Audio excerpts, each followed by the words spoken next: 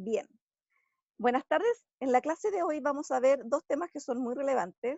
Eh, lo vamos a ver como una pincelada en realidad. Se van a dar cuenta de inmediato que adentrarse en estos temas puede llevar a complejidades bastante elevadas. Lo importante es que veamos lo más importante que hay en estas dos áreas. Uno, la inconsistencia dinámica de los bancos centrales y la parte 3 del curso, que son las teorías de crecimiento económico. Vamos avanzando entonces en la materia. Les dejo aquí un ejercicio propuesto de la materia de la semana pasada para que les ayude a, a repasar esos conceptos. ¿Qué habíamos visto las semanas anteriores? Después que tuvimos nuestro modelo de oferta agregada, demanda agregada, donde está todas las variables que vimos antes, tipo de cambio, tasa de interés, gasto de gobierno, oferta de dinero, etcétera, eh, inflación, agregamos la curva de Phillips y la ley de Okun, y todo eso junto a la teoría cuantitativa del dinero es nuestro sistema de ecuaciones, un modelo compuesto por un sistema de ecuaciones que nos permite entonces relacionar todas las variables que nos interesan y que son de interés en macro. ¿Y qué habíamos llegado? Que el proceso de formación de expectativas es sumamente relevante. Eh, que, que existe un trade-off, y eso lo dice la curva de Phillips, que se cumple en el corto plazo. Sabemos que en el largo plazo el desempleo está en el natural, en el NAIRU. Por lo tanto, en el corto plazo es donde uno puede afectar la tasa de desempleo. Que hay un trade-off entre inflación y desempleo, y que por lo tanto, si tenemos una economía con una inflación muy alta, el costo de bajar la inflación es la generación de una crisis, es decir, alto desempleo, caída de la producción, etcétera. Y habíamos terminado esa clase diciendo, pero eso sucede en la medida que la gente, independiente de la función concreta, se forma expectativa a partir de los datos pasados. Y como dice acá el documento, los apuntes, un economista, en este caso Tom Sargent, premio Nobel, que llegó a la conclusión mirando los datos que eh, los modelos tradicionales, con ese tipo de funciones de formación de expectativas respecto a los precios futuros, exageran los costos de la desinflación, del proceso mediante el cual la inflación baja. ¿Y por qué? Y es lo que sostiene, es que la gente también eh, toma en consideración información no solamente del pasado, sino que también del momento. Y eso hace cambiar su expectativa. Por ejemplo, un anuncio en el cambio de las reglas monetarias, el hecho de independizar un banco central, o el hecho de nombrar como presidente o presidenta de un banco central a alguien que es muy averso a la inflación, que sabemos que le tiene fobia y que por lo tanto no hay ningún empacho en reducir la cantidad de dinero circulando para reducir la inflación. Todos esos anuncios debieran ser capaces también de modelar un poco las expectativas. Y por lo tanto, si bien es cierto, sabemos que de reducir la inflación es a costa del desempleo, eh, también tenemos que tomar en consideración de que los anuncios, si son creíbles, y la gente les da valor a esos anuncios, a esos cambios de reglas, o esos nombramientos, etcétera, pueden tener efectos que ayuden a que la desinflación se alcance a un menor costo. Hoy vamos a ver cómo el Banco Central se comporta ante un mandato en que debe minimizar desviaciones de inflación y de producto. Y vamos a ver que es prácticamente inconsistente y qué implica eso como política pública, como impacto en la política pública. Este modelo de consistencia dinámica de bancos centrales es de Kendall y Prescott, eh, que fue popularizado por Barron y Gordon. De hecho, se conoce este modelo como el modelo Barrow-Gordon. El modelo que presentó Kendall y Prescott era bastante complejo, el modelo de Barrow-Gordon es bastante estilizado. ¿Qué tenemos que recordar? Que lo que dije hace unos segundos, si vemos inflación y desempleo, existe una relación negativa en el corto plazo, pero en el largo plazo, la curva de Phillips es una vertical. a la misma tasa de desempleo que es la NAIRU, podemos tener diferentes niveles de inflación, dependiendo de, obviamente, de la cantidad de dinero que se esté imprimiendo. Entonces, ¿en qué consiste el modelo? No sé si se recuerdan ustedes de sus clases de microeconomía, ¿qué es lo que hace un agente racional? Cuando decimos que en economía los agentes son racionales, lo que estamos diciendo es que sus decisiones son óptimas. Y para que una decisión sea óptima debe ser resultado de un proceso de optimización. Es decir, hay una función que se optimiza, o se maximiza, o se minimiza, pero se optimiza, ¿no es cierto? En este caso, supongamos que el Banco Central tiene esa función que debe minimizar. Por eso se conoce como función de pérdida del Banco Central. Y lo que dice acá es que el Banco Central, su función de pérdida, es decir, lo que quiere minimizar, es la suma de dos expresiones elevadas a cada uno al cuadrado. La primera es la inflación al cuadrado, y la segunda, que está ponderada por un parámetro lambda, que lambda indica qué tan relevante es uno versus el otro, es el producto, el PIB, menos el producto potencial y menos un K. Es decir, si miramos esta función, lo que está diciendo es que acá lo que el Banco Central está tratando es de minimizar las desviaciones, por eso está al cuadrado, las desviaciones por arriba o por debajo, de la inflación respecto a su óptimo, y en este caso el óptimo es 0, porque pi al cuadrado es pi menos 0 al cuadrado, y lo otro es el PIB menos el PIB óptimo, que es el PIB potencial, con una cierta tolerancia, con un desvío tolerable de parámetro K. ¿Se entiende la idea de esta función? Bien. Por otro lado tenemos la curva de Phillips, que describe esta economía, y supongamos que es la que está ahí. Ahí, en vez de hablar de desempleo, estamos hablando de producto, pero sabemos por la ley de Okun que una se expresa en función de la otra, así que podemos suponer una curva de Phillips para esta economía de esa forma, que es la genialidad también de Barro y Gordon para presentar para hacer este modelo. Entonces la curva de Phillips para esta economía es el producto hoy, es el producto potencial más teta pi menos pi esperado, es decir, la inflación efectiva menos la inflación esperada para el periodo siguiente, obviamente, que uno espera hacia el futuro. Los agentes forman su expectativa de inflación, ¿no es cierto? Nosotros todos esperamos una cierta variación en los precios. Y dado eso, dada la expectativa de inflación que hay en la gente, el Banco Central decide qué inflación efectivamente va a haber. ¿Por qué? Porque el Banco Central decide efectivamente cuánta plata imprime y coloca en el mercado.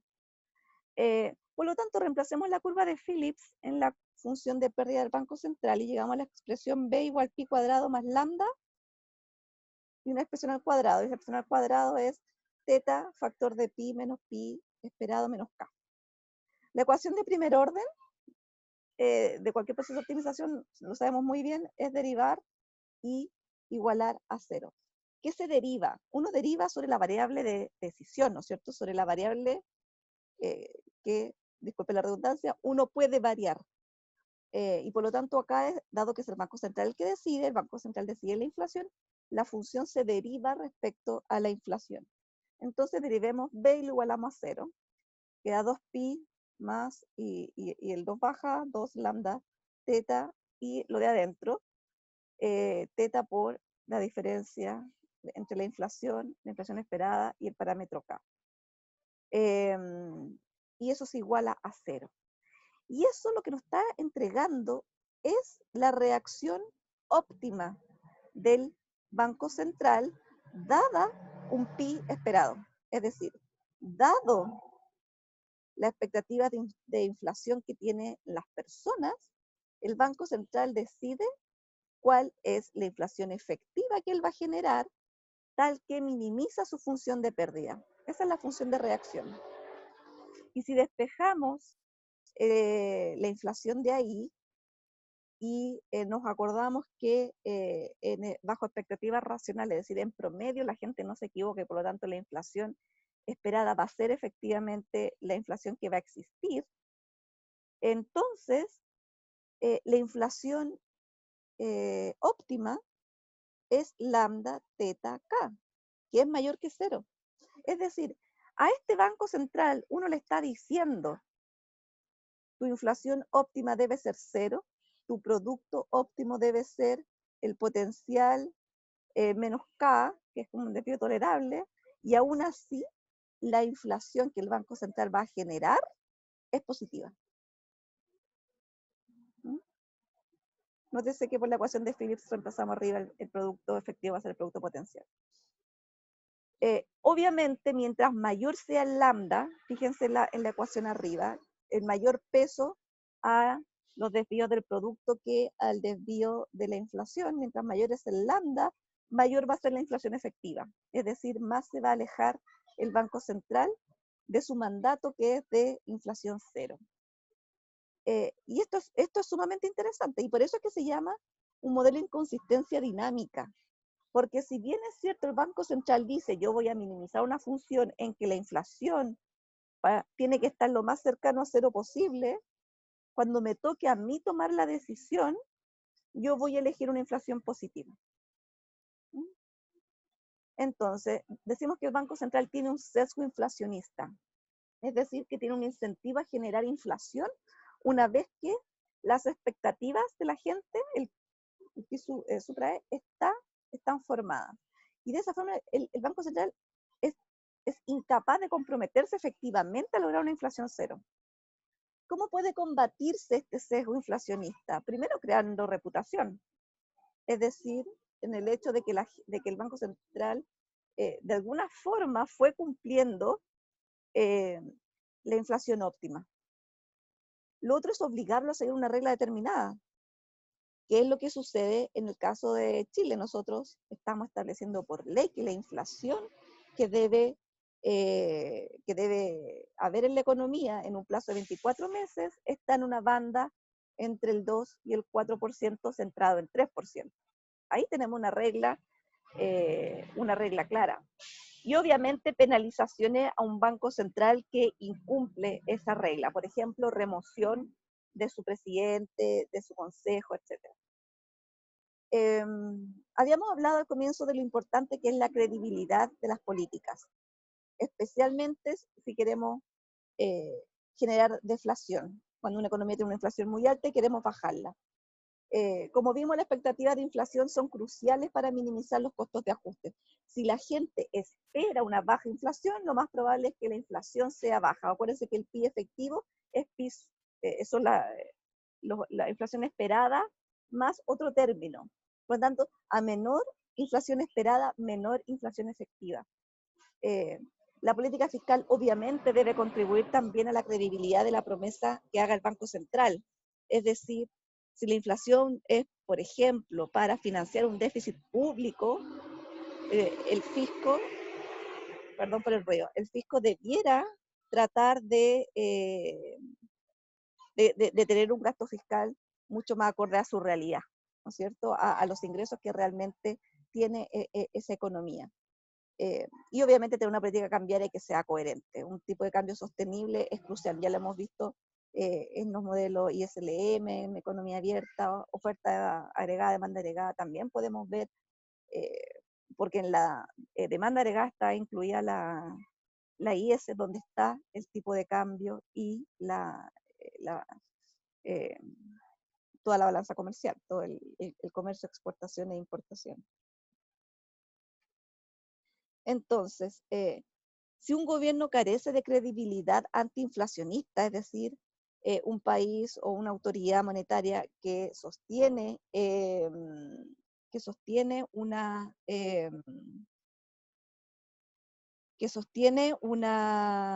determinado nivel de inflación y eso no lo cumple, obviamente las expectativas de inflación jamás se van a revisar a la baja. Jamás con anuncios se va a lograr que la gente crea que la inflación va a bajar en el futuro. Y estas son las situaciones en que, por ejemplo, un país termina dolarizando. Acá les dejo un ejercicio para que lo resuelvan eh, y que es muy, muy interesante después para discutir sobre todo la última parte. en qué situaciones una autoridad que es completamente adversa, o sea, tienen que comentar el hecho de que la única solución al sesgo inflacionario es delegar la política monetaria en una autoridad completamente adversa a la inflación. ¿Qué sería eso? Por ejemplo, que en su fusión de pérdida no hubiese nada relacionado con el producto. Disputa, por ejemplo, si sería una buena solución en este caso, si es que desaparece la inconsistencia dinámica en concreto. ¿Hay dudas sobre lo que acabamos de ver?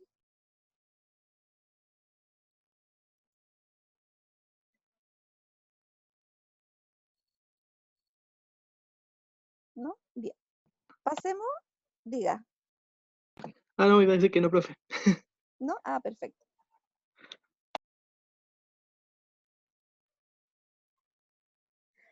Vamos a ver crecimiento. Lo que vimos hasta ahora, ISLM, oferta agregada, demanda agregada, curva de Phillips, ley de Okun, teoría cuantitativa del dinero, que si uno hiciera en los checklists, eso sería los modelos que hemos revisado en el curso. Todo eso se refieren al producto de corto plazo. Recién ahora, con oferta agregada, demanda agregada, vimos el producto de largo plazo, ¿no es cierto? Que está asociado a una tasa de desempleo natural. Pero ¿qué determina el PIB potencial? ¿Qué hace que una economía, y acá uno de los gráficos que les mostré al comienzo del curso, que hace que una economía, si miramos los últimos 500 años, sea capaz de crecer y por lo tanto de generar mayor bienestar a sus ciudadanos de la manera en que lo hizo Estados Unidos? Y por ejemplo, India, Indonesia, China, que recientemente está creciendo, están mucho más abajo. ¿Qué hace que ese producto potencial, no el ruido, nosotros tratamos de minimizar también con las políticas fiscales y monetarias en diferentes contextos, con economía cerrada, economías abiertas, con mayor o menor flexibilidad del flujo de capital, etcétera? ¿Qué hace que una economía en el largo plazo, viendo periodos largos, crezca mucho más que otra? ¿Qué hizo que Japón, a continuación de la Segunda Guerra Mundial, tuviese ese nivel de crecimiento y llegar a ser la economía desarrollada que es ahora? Y nosotros, en cambio, en Latinoamérica hablo, que no nos bombardearon nada, estemos mucho más atrás. Eh, Sabemos que el PIB no es desarrollo, pero ninguna medida de desarrollo no tiene considerado el PIB. Siempre el PIB es la base y de ahí vamos agregando otras variables. Entonces, cuando hablamos de teorías de crecimiento nos referimos a esto, a largo plazo, a cómo a tratar de responder lo que dice James Tobin, que una vez que uno se pone a pensar en crecimiento, porque las consecuencias sobre la población son tremendas, o sea, es muy distinto vivir en una sociedad rica que en una sociedad pobre. Es distinto vivir en Sudán que vivir en Bélgica. Eh, lo que sea Tobin es que una vez que uno empieza a pensar en crecimiento es muy difícil pensar en cualquier otra cosa. Eh, y Tobin también dice que finalmente el tema del crecimiento es un tema que tiene que ver con el presente versus el futuro. Y eso es un momento relevante que lo veamos ahora, además en el contexto de todas las discusiones que estamos teniendo en este momento, producto de la pandemia, producto de la revisión de, de nuestra institucionalidad. Lo que vamos a ver ahora es un modelo que surge con la contribución de Robert Solow en los años 50 y 60. Obviamente ganó el premio Nobel por estos aportes. El paper inicial es del año 56 y toda la teoría de crecimiento hasta el día de hoy se basa en el trabajo de Solow y son refinamientos. Es un modelo sencillo pero potente, así como el modelo ISLM, que veíamos curvas realmente sencillas, pero con predicciones que casan bien con la realidad. Por eso el modelo es útil. En el caso del modelo Solow, es de una belleza increíble.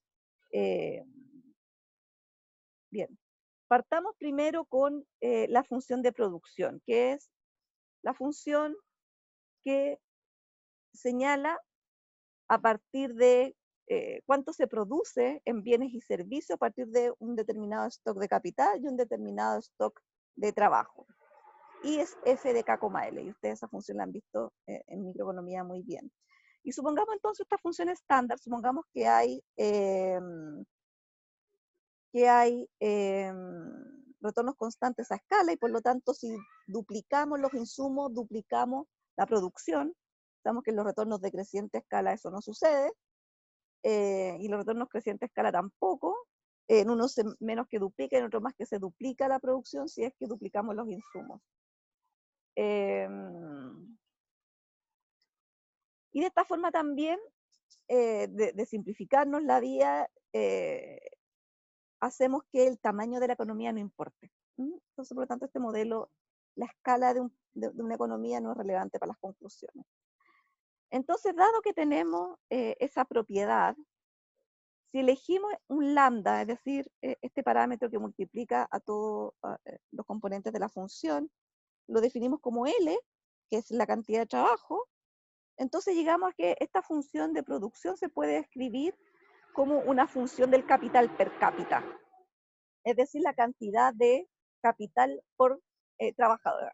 Hagámoslo fácil de que todos son trabajadores. La productividad marginal del capital, si es decreciente, es decir, a medida que aumenta la cantidad de capital por trabajador, el incremento en la producción, que siempre es positivo, empieza a decrecer. Por lo tanto, el modelo de Solow, si lo graficamos en el espacio capital per cápita y producto per cápita, es una función f de k creciente, cuya pendiente va bajando a medida que aumenta el capital per cápita. Ahora volvamos a nuestros inicios, cuando hablamos de las identidades macro, en que el producto es igual al ingreso, y el ingreso o se consume o se ahorra, y el ahorro igual a inversión. Por lo tanto, usamos acá las letras minúsculas para hablar de variables per cápita, variables por trabajador. El ingreso per cápita es igual al consumo per cápita más la inversión per cápita. Y si nos acordamos que teníamos nosotros una propensión marginal a consumir, es decir, que una fracción C de nuestro ingreso se consume, una fracción S se ahorra, entonces el consumo, y si lo expresamos, y esta es la generalidad de Solow, no en función de la propensión marginal a consumir, sino que la propensión marginal a ahorrar, el consumo es 1 menos S por el ingreso per cápita, y si reemplazamos en la ecuación que tenemos arriba, entonces el ingreso es 1 menos S por el ingreso más la inversión. Sabemos que la inversión es el ahorro, y el ahorro es S por el ingreso, por lo tanto, la inversión es S por S de K. Y por lo tanto, lo que tenemos es que en este espacio, capital per cápita, producto per cápita o ingreso per cápita, tenemos la función F, y abajo tenemos una función S por F, donde S es un parámetro que va entre 0 y 1 porque es la propensión marginal a ahorrar, ¿no es cierto? Y por lo tanto, para un nivel de capital per cápita cualquiera, por ejemplo este K, nosotros nos vamos hacia arriba hasta la función F de K, y vamos a tener el ingreso per cápita que va a haber en esa economía. Y si chocamos con esta función SF, que es el ahorro, eso va a ser la inversión, y el resto de la diferencia va a ser el consumo. El ahorro y el consumo. Porque acuérdense que el producto, en el eje Y, o el ingreso, que tiene que ser equivalente todo el tiempo, es igual a consumo más ahorro o consumo más inversión. Y eso es lo que se muestra ahí. Hasta ahí maravilloso, y nosotros ahora lo que tenemos que hacer es establecer la condición de equilibrio. Y dado que estamos hablando de crecimiento económico, estamos hablando de largo plazo, lo que vamos a establecer aquí, ¿cuál es la condición de largo plazo? Y esa condición de largo plazo lo vamos a llamar estado estacionario. Y lo que vamos a decir que una economía está en equilibrio de largo plazo, o está en su nivel de estado estacionario, cuando el stock de capital por trabajador es constante. Es decir, ese delta K minúscula es igual a 0. Y acordémonos también de nuestras primeras clases. El delta K, que es decir, la variación en el stock de capital, es igual a la inversión, SF, menos la depreciación, delta K. Entonces, ese delta K que es S por F, que es el ahorro y ahorro igual inversión, menos el delta K es cuánto aumentó el capital, es cuánto se invirtió, menos lo que se destinó para corregir la obsolescencia, hacer mantención, etcétera, que no es aumentar el stock de capital, sino que es mantener en buen estado el que existe. Y asumamos que delta es la tasa de depreciación, tal como lo hicimos en esas clases al inicio del curso. Y por lo tanto, en estado estacionario, cuando lo definimos como el momento o la condición en la cual el stock de capital por trabajar es constante, ese delta K es igual a 0, y con eso lo que tenemos es que la condición anterior cumple que ese F para el K de estado estacionario es igual a delta por el K de estado estacionario. Y eso es una recta. Si lo graficamos en el mismo espacio del que estábamos trabajando antes, stock, capital por trabajador e ingreso por trabajador, tenemos una recta. Y por lo tanto, lo que sabemos es que en equilibrio de largo plazo, es decir, qué tan rico va a ser una economía, cuál va a ser el ingreso per cápita de esa economía, va a ser 20.000 como en Chile, va a ser 200.000 como en países desarrollados, o va a ser 8.000 como algún país africano. Ese I asterisco, ese I de largo plazo, ese ingreso per cápita, se encuentra en el punto en que esa recta delta K se intersecta con SF. ¿Mm?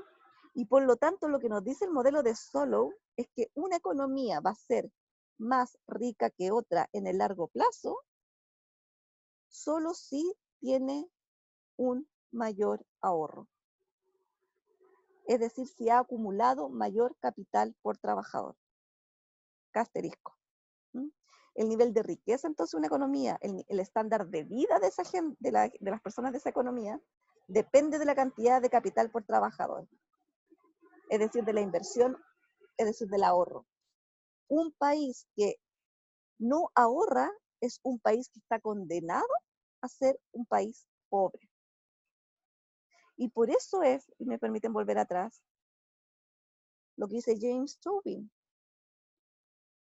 La pregunta del crecimiento económico es una pregunta acerca del presente versus el futuro. Un país que va a desarrollarse como lo hizo Estados Unidos, como lo hizo Japón, es un país que ahorró y que por lo tanto pudo llegar a un nivel de capital por trabajador más alto. Entonces, corolario. No te quede de acuerdo el modelo solo. Una economía tiene una tasa de ahorro más alta que otra, en estado estacionario tendrá un producto más alto, será un país más rico.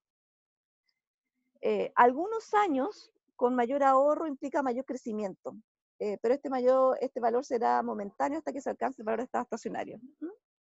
Los déficits fiscales, es decir, deuda soberana, deterioran el crecimiento, porque los déficits fiscales, las deudas, es todo lo contrario que un ahorro. Por lo tanto, países que no ahorran son países que van a tener un crecimiento deteriorado. Van a ser países que en el futuro van a ser mucho más pobres que otros países que sí ahorraron. Si una economía sufre una caída brusca de su stock de capital, por ejemplo, una guerra, desastres naturales, obviamente se va a mover de su estado estacionario, si es que estaba ahí, a un nivel de stock de capital por trabajador menor y por lo tanto va a tener un ingreso per cápita menor, pero ese K no va a ser de estado estacionario y por lo tanto esa economía, si mantiene su tasa de ahorro elevada, va a volver a ese nivel K asterisco. Vamos a ver qué pasa con la inmigración cuando veamos la tasa de crecimiento, veamos, el modelo de Solow con crecimiento de la población, cosa que no hemos incorporado todavía. Recuerden siempre que el crecimiento de la economía tiene que ver con la variación del PIB, y el ingreso per cápita es una condición de estado estacionario, por lo tanto, efectos transitorios en la tasa de crecimiento de un año a otro van a tener efectos importantes en el futuro. No podemos demorar más en llegar a un nivel de estado estacionario, nuestro nivel de estado estacionario. Las implicancias de todo esto, de este modelo, se verifican en los datos, por eso es que el modelo sirve, pero hay aspectos de este modelo que no se verifican en la realidad. Por ejemplo, todos los países que tienen alto nivel de ingreso son países que tuvieron altas tasas de ahorro. Japón su tasa de ahorro era 40%. Sin embargo, por ejemplo, pasa que si uno mira Estados Unidos y Perú, tienen tasas de inversión, por lo tanto de ahorro similar. Sin embargo, Estados Unidos es 8 veces más rico que Perú. Entonces, no es solo ahorro, tiene que haber algo más. Y por eso es que el modelo de Solow no resolvió el problema del crecimiento, avanzó mucho en su explicación, pero hay que seguir refinándolo.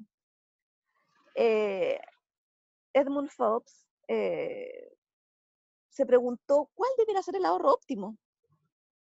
Y el ahorro óptimo, dice, es aquel ahorro que me permite que el consumo en estado estacionario sea máximo. ¿Por qué? Porque el bienestar de las personas está determinado por la cantidad de bienes a los que accede, ¿no es cierto? Y por lo tanto, si queremos maximizar el bienestar de la población en su estado estacionario, lo que tenemos que hacer es maximizar el consumo que va a haber en estado estacionario. Y por lo tanto, lo que hace Edmund Phelps es maximizar el consumo en estado estacionario, es decir, cuál es el C que maximiza el F de K asterisco menos delta K asterisco, donde el K asterisco es el stock de capital per cápita en estado estacionario. Y por lo tanto, la idea es encontrar un K asterisco gold, porque pueden haber muchos estados estacionarios dependiendo, por ejemplo, de la tasa de ahorro. Si hay un S mayor, nos movemos a la derecha, si hay un S menor, nos movemos a la izquierda. Y si queremos maximizar el consumo en estado estacionario, lo que encuentra Phelps y que se demuestra fácilmente derivando igualando a cero la función de consumo de estado estacionario, es que gráficamente lo que podemos ver es que la condición de la regla de oro es que el punto tangente en la función de producción tenga la misma pendiente que delta K asterisco. O sea, en el punto en que se consigue el mayor consumo de estado estacionario, la productividad marginal del capital tiene que ser igual a la tasa de depreciación. ¿Mm? Es decir, S por F igual a delta K, se logra eso. El F', acuérdense, es la productividad marginal del capital per cápita. ¿Mm? Reflexiones. Si se ahorra más o menos que la tasa necesaria para maximizar el K asterisco, la población estará destinando de su ingreso una mayor o menor proporción para una menor, porque dado que la regla de oro maximiza, una menor cantidad de su ingreso a consumo. Dado que existe esta regla de oro, este ahorro óptimo, la pregunta es si es verdad existe, si no es solamente un resultado matemático. ¿Mm? Y si de verdad existe, de verdad creemos que existe una tasa de ahorro óptima y por lo tanto otras tasas de ahorro por encima son consideradas excesivas. ¿Por qué la economía no eligen esa tasa de ahorro y fijan políticas para ahorrar esa cantidad de manera de maximizar el crecimiento, el ingreso per cápita en el largo plazo? Es decir, llegar a ser una economía desarrollada. Y es porque obviamente los mercados son imperfectos, existen problemas de inconsistencia dinámica, es decir, yo puedo saber que yo necesito ahorrar. Lo que pasa también con las jubilaciones es muy similar. Sabemos que necesitamos ahorrar para poder tener altas jubilaciones en el futuro, o no tan malas al menos. Sin embargo, en el momento presente, sabiendo que debo ahorrar, decido no ahorrar. Me gana el yo presente al yo futuro. Descuento demasiado el futuro. Por mucho que yo sepa que quiero tener pensiones altas, por mucho que yo quiera que el país sea desarrollado en el futuro, las necesidades del presente, que pueden, nuestras necesidades hoy día son incomparablemente inferiores a las necesidades, por ejemplo, de los japoneses luego de la Segunda Guerra Mundial. O sea, el nivel de pobreza es incomparable. Y sin embargo, ellos ahorraron el 40%. Y con eso lograron ser un país, el país desarrollado que son hoy día. Entonces, claro, por mucho que sepamos que tenemos que ahorrar, la tasa de Japón, como le decía, un 40%, nosotros estamos en la mitad de eso. Existen imperfecciones en los mercados, tenemos mercado incompleto, por ejemplo, faltan un montón de mercados para seguros. Tenemos inconsistencia dinámica. ¿Y qué sucede con la regla de oro si se acelera el crecimiento de la población? Eso lo vamos a ver ahora, que es muy simple. ¿Qué pasa si suponemos que la economía, el tamaño de la economía va creciendo en términos de población? Supongamos que la tasa de crecimiento de la población es esa, L0 por elevado a nt. Se elige esa porque sabemos que esa tasa de crecimiento es constante por unidad de tiempo, y la tasa de crecimiento por unidad de tiempo es n. Y por eso es que se usa esa forma funcional, es la más simple. Entonces, ¿cómo se resuelven todos los problemas de crecimiento en el contexto de un modelo de Solow? Lo primero es encontrar la ecuación de acumulación de capital, el K punto, y luego establecemos la condición de largo plazo en que sabemos que el K punto o el delta K es igual a 0, y despejamos. El K punto es el K mayúscula partido por L punto, ¿no es cierto? La variación en el tiempo. Ya lo sabemos, lo revisamos cuando vimos teoría cuantitativa del dinero. Cuando yo diferencio una división, la regla es la de al lado. Es K punto por L menos K por L punto dividido por L cuadrado. Y ordenamos términos. Tenemos K punto partido por L menos L punto partido por L por K partido por L.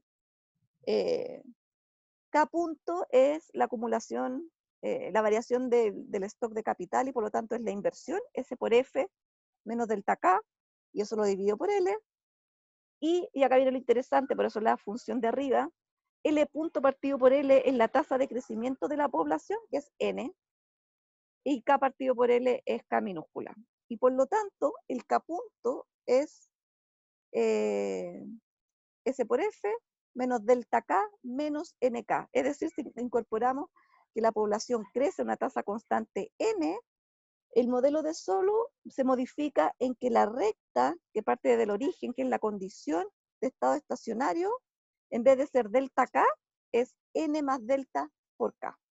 Y por lo tanto, ahora ustedes pueden ver qué pasa si N sube, N aumenta, qué pasa con el stock de capital per cápita en estado estacionario, y por lo tanto, qué pasa con el ingreso per cápita en estado estacionario.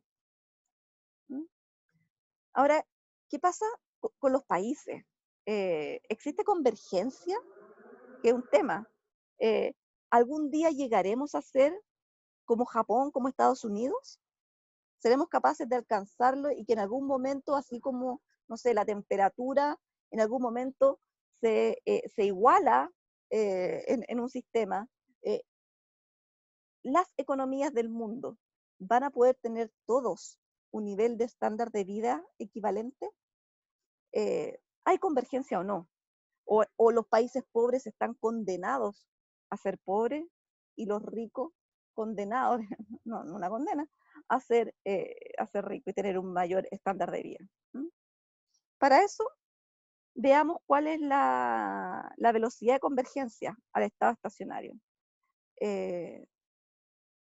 La tasa de crecimiento del stock de capital per cápita es el K punto partido por K. Así como el I punto partido por I es la tasa de crecimiento de la economía, del PIB, el M punto partido por M es la tasa de crecimiento de la masa monetaria, el K punto por K es la tasa de crecimiento del stock de capital per cápita. Y por lo tanto tomamos la ecuación K punto y la dividimos por K. Por lo tanto nos queda SF partido por K menos delta más N. Y si lo graficamos, tenemos esto. SF partido por K es esta curva decreciente, y delta más N obviamente es una horizontal. Y lo que vemos acá es que la tasa de crecimiento o la tasa de acumulación de capital por trabajador es más alta mientras más lejos estoy del estado estacionario. Es decir, lo que me está diciendo esto, y por lo tanto, esa tasa de crecimiento del stock de capital per cápita y por lo tanto del ingreso per cápita, sabemos que está determinado, con uno se determina el otro, baja bastante o baja cada vez más a medida que nos acercamos al nivel de estado estacionario.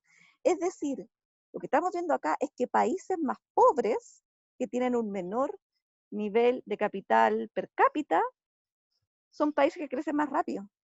En cambio, los países que ya están llegando a su nivel de estado estacionario son países que crecen mucho más lento. Y eso uno lo ve en los datos. Si uno mira cuáles son las tasas de crecimiento de Europa, Estados Unidos, es un 2% y eso es alto. Países pobres como China crecían la década pasada al 8 o 10%. Esas tasas de crecimiento no son inusuales en países pobres. Chile, recién en democracia, en los 90, llegó a crecer al 7%. Por lo tanto, el modelo solo tiene esta predicción también, que países más pobres crecen más rápido. Los países más ricos, que están más cerca de su equilibrio estado estacionario, crecen más lento. Entonces, dado eso, uno podría decir, sí, en algún momento, dado que los países pobres crecen más rápido y los países más ricos crecen más lento, en algún momento los países se van a alcanzar. Y en algún momento vamos a tener todos un estándar de vida más o menos similar. Pero la verdad es que los datos no sostienen eso. Y por lo tanto acá se habla y se distingue de la convergencia condicional y la convergencia no condicional. Y eso tiene que ver con que el estado si asumimos o no que el estado estacionario, es decir, el ingreso per cápita de largo plazo, va a ser igual para todos los países o no. Es decir, si hay países que en el largo plazo van a ser más pobres que otros. Sabemos que países más pobres crecen más rápido, y eso es convergencia. La intuición acá tiene que ver con que, obviamente, dado los retornos decrecientes al capital per cápita, cuando uno está más alejado del estado estacionario, quiere decir de que la rentabilidad del capital es mucho más alta y por lo tanto conviene invertir. Cuando uno está más cerca, la rentabilidad, el K', el F' de K, es menor y por lo tanto hay menos inversión y por lo tanto al haber menos inversión hay menos crecimiento. Y por lo tanto el crecimiento, la tasa de crecimiento baja. Cuando se asume que todos los países tienen el mismo estado condicional, eso se conoce como convergencia no condicional. Y la convergencia condicional es aquella que dice que los países en largo plazo van a tener diferentes niveles de capital per cápita y por lo tanto de ingreso per cápita. La pregunta es, ¿qué determina que un país tenga un estado estacionario más elevado que otro? Más allá de la tasa de ahorro, más allá de ese S. Hay una refinación del modelo de Solow que es conocido como el modelo Solow-Swan. ¿Y por qué se refina el modelo de Solow tal como está ahora? Porque, si se fijan, una vez que la economía ha alcanzado su nivel de estado estacionario, el ingreso per cápita está fijo. Y lo que está diciendo es que una vez que una economía alcanzó su nivel, su estado estacionario, el nivel de ingreso per cápita se queda ahí. Es decir, en el largo plazo, una economía no crece. Y los datos no dicen eso. Los países siguen creciendo.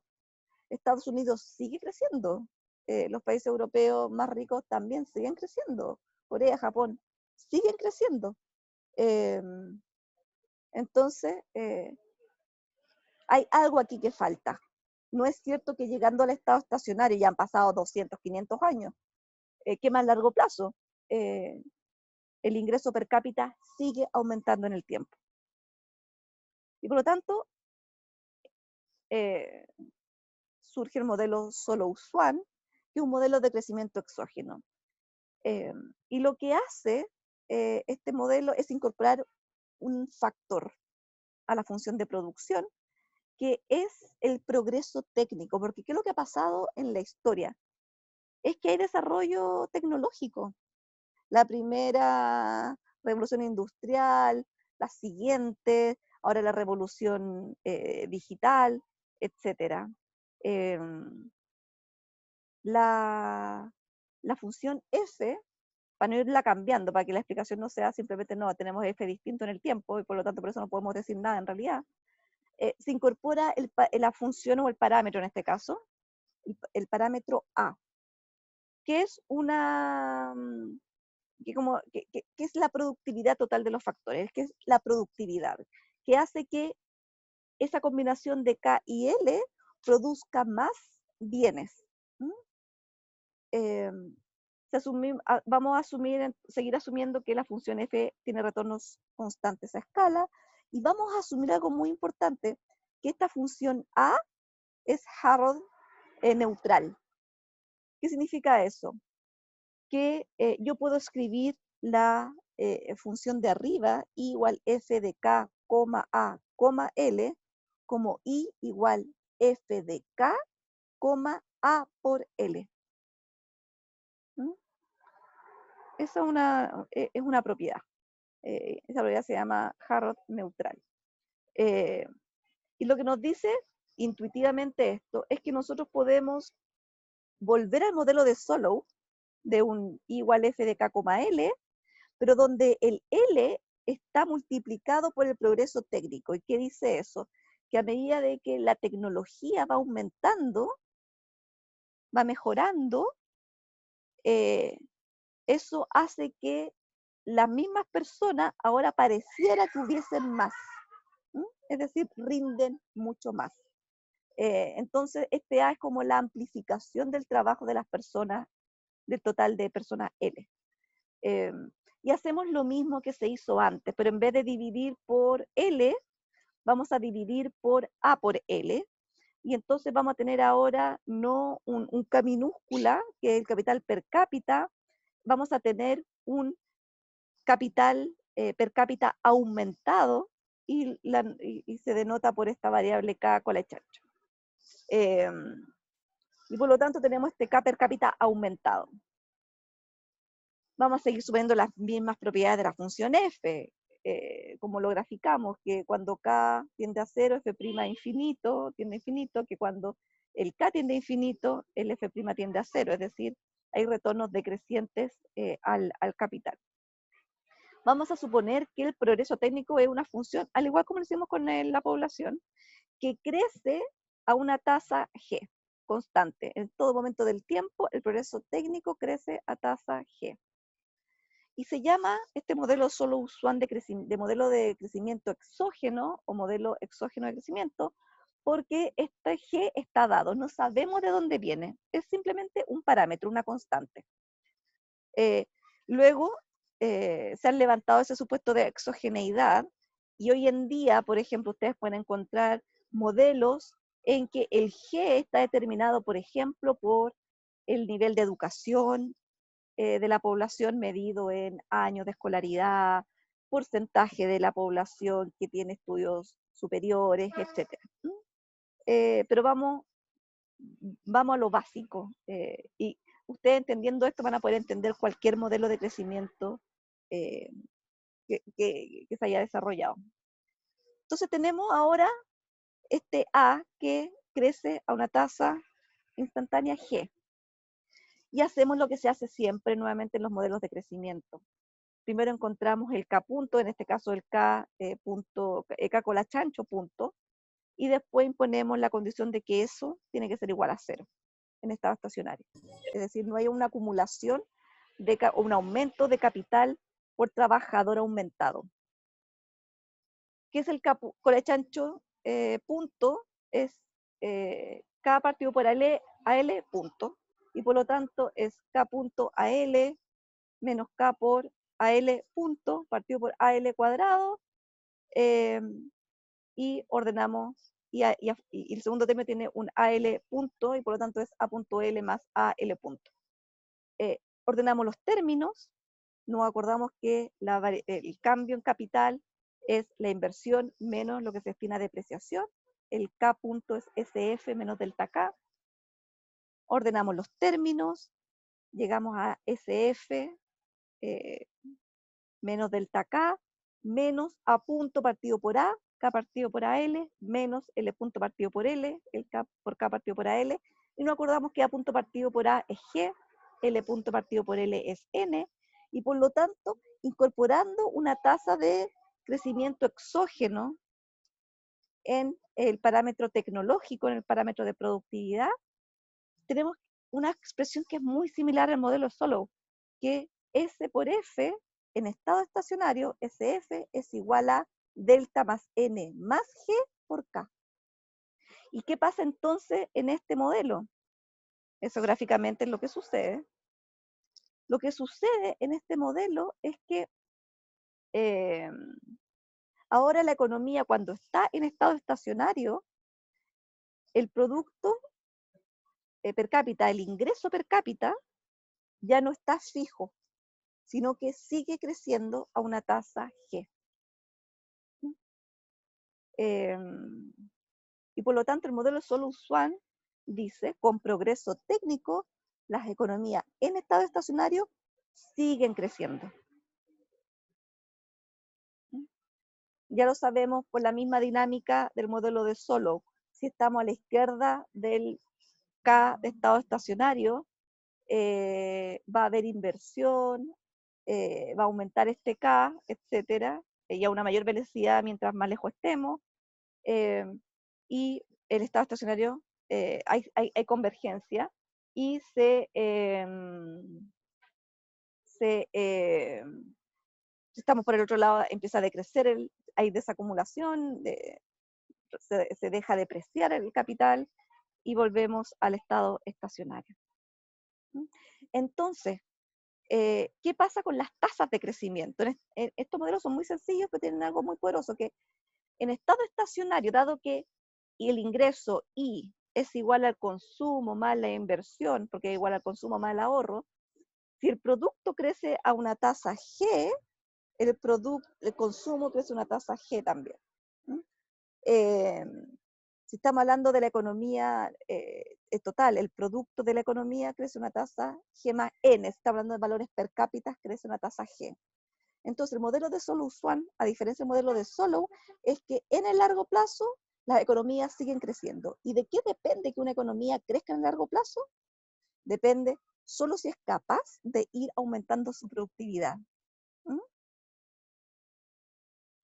Perfecto. Ahí podemos ver los ejemplos. ¿Qué pasa si aumenta delta de N, G, etcétera? ¿Qué pasa si una economía, la tasa de productividad aumenta?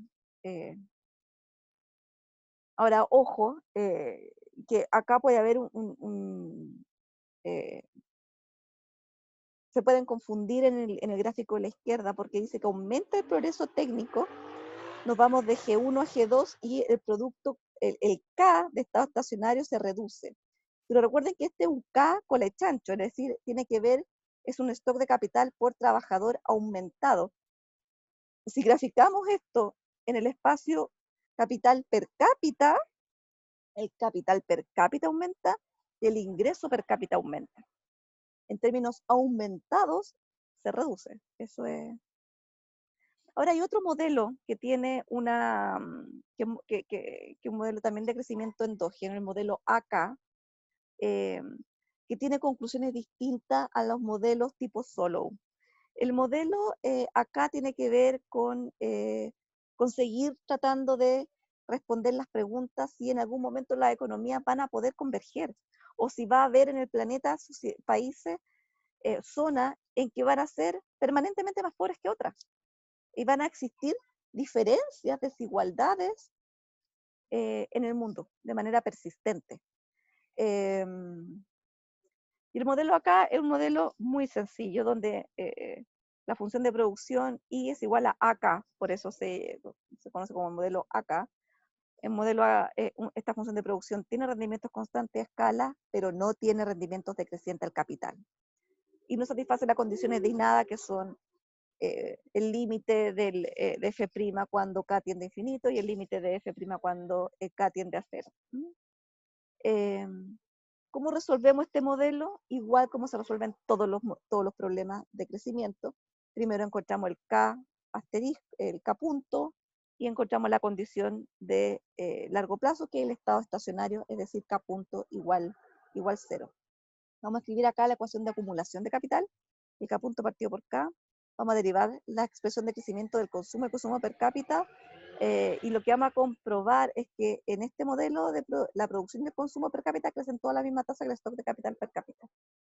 Y es lo mismo, tenemos I igual consumo más ahorro, que igual a consumo más inversión. Si se consume una fracción C y se ahorra una fracción S, entonces se consume una fracción C igual 1 menos S, etc. Escribimos el K punto, que se hace por I menos delta K, lo expresamos en términos per cápita, y tenemos en este caso, para el modelo acá, que K punto va a ser igual a S por AK menos delta más N por K. Y la tasa de crecimiento del capital, que es el K punto partido por K, si dividimos lo anterior por K, va a ser S por A menos delta más N. Y si graficamos, bueno, y vamos a poder deducir el consumo y la tasa de crecimiento del consumo, C punto partido por C, reemplazamos, que es la misma tasa de crecimiento del capital, K punto partido por K. Comprobamos todo entonces que el producto per cápita de largo plazo de estado estacionario crece a una tasa S, que crece a un valor S por A menos delta más N. Si lo graficamos es eso, es constante, S por A menos delta más N. ¿Qué quiere decir eso? Que acá no hay convergencia. Que si un país tiene una mayor tasa de ahorro, va a seguir creciendo en el largo plazo y va a seguir alejándose de otros países que tienen una menor tasa de ahorro. Este modelo es útil porque interpreta de manera ampliada el concepto de capital. El capital ampliado ya no es solamente maquinaria, equipo, edificio, como lo veíamos nosotros en cuentas nacionales, sino que el capital también puede ser un capital organizacional, saber hacer buenas empresas, gestionarlas bien, tener buen manejo de la información, todo aquello que van acumulando las empresas que son parte de su función de producción. La implicancia, entonces, este modelo predice que los países crecen para siempre, que no es malo, ojalá fuera así, quiere decir de que cada vez nuestro estándar de vida va a ir mejorando, pero este modelo carece de transición hasta el estado estacionario, acá no dice nada de convergencias. La economía crece siempre a una misma tasa y con independencia del stock de capital, cosa que sabemos que es discutible. Y en este modelo la tasa de crecimiento del PIB per cápita no depende, por lo tanto, del stock de capital per cápita ni del nivel de ingreso per cápita, que sabemos que está determinado. Si tenemos uno, tenemos el otro. Y por lo tanto no hay convergencia. En el modelo solo Swan sabemos que los países más ricos crecen a tasas más altas que los países pobres crecen a tasas más altas que los países más ricos, por lo tanto hay convergencia. En el modelo acá, siempre entonces van a haber países que serán más ricos que otros. Según este modelo, las economías con mayor tasa de ahorro van a crecer más a largo plazo, es lo mismo que dice solo Swan. Mayor ahorro, mayor crecimiento a largo plazo, mayor estándar de vida, etc. Economías con un mayor nivel de desarrollo tecnológico A van a crecer más a largo plazo que economías con menor desarrollo tecnológico. Esa conclusión también se mantiene en ambos modelos. El tamaño de la población afecta negativamente a la tasa de crecimiento, lo mismo. Lo que sí este modelo predice que no predice el otro, el de solo Swan, es que efectos temporales son permanentes, tienen consecuencias permanentes. Y en este modelo nunca hay demasiada inversión, no tenemos una regla de oro. Hay otros modelos más sofisticados que tratan de juntar estos dos mundos, que es un modelo AK, al que se le agrega este componente como de función Cobb-Douglas, como lo ven ahí, I igual a K más B por K1 elevado a 1 menos alfa por el elevado a alfa. Y en este caso se rescatan las características de ambos modelos. hay convergencia en el sentido que por una misma tasa de crecimiento de largo plazo, economías más pobres crecerán más rápido que las más ricas. Pero por otro lado también se mantiene el hecho de que no hay un asterisco. ¿Mm? Bien, esto fue una mirada rápida de los modelos de crecimiento. Lo que vamos a estar haciendo las clases que siguen es reforzar todos estos conceptos, hacer ejercicios, clases auxiliares, en el control entra hasta la clase de hoy día, y para el examen, para los que quieran darlo o deban darlo, va a entrar también hasta la clase de hoy. ¿Hay dudas, preguntas, comentarios? También les voy a dejar videos sobre clases de crecimiento económico que son entretenidas y que los puede ayudar también a revisar la materia. ¿Mm? Preguntas, dudas, comentarios.